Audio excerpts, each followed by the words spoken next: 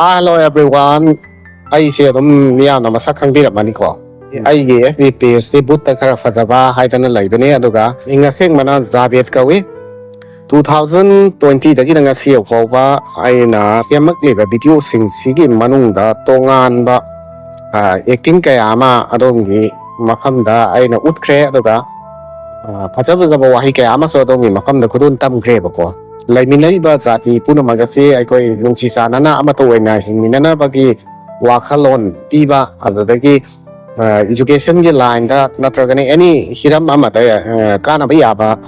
video kaya ama ina semja kre adongi mafam da kudol tamja kre adogi positive response ayamba loina fangi ai video da ayamana kay bad comment sidi yaw tre haitare only 1% gumba adudi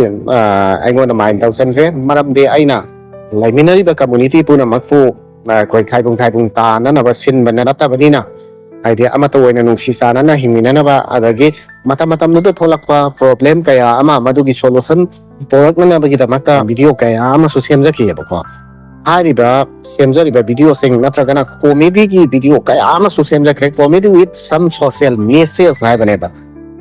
comedy or ga so aseng mata reality da bs over video kaya ama yawi ko ina sem missing do aduga sidi ai si kadai da kino aduga ai ge horakam ai gi family ka mai lai ge habado khamina se ko masita natana last aroi bada ai gi tongan ba god gifted hai tare ne ko ai koi pura maku sembiri ba tai bang mapuna ai ngon da pithor ka tongan ba extraordinary ai ngon da talent ma khak yauri ba hai ba talent adasu wari still lo chala padai sili naw sing da khudon tamja ke ko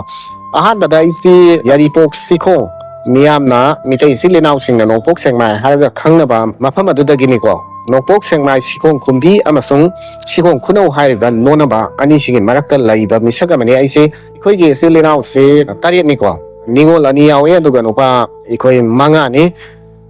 aduga aigi family si yamna so paisa pai daba adagi yamna so ina khundaba haitare middle class ta laiba family amani yamna ingtamna peaceful loina laiba family ama oi family si yam nong ai haitare ko every member ikoi each other si understanding laine aduga Satna say never say koi family si dati talk te haitare mara ta hek sauna be yaw adu sauna be yaw ga so adugi problem do adum kudak tu da adum solve tau nei ko ai di kai matang you know kamai tau no na har ga family member sing ge aduga maru na koi ge family amada khana sai na ba yaw rik li be se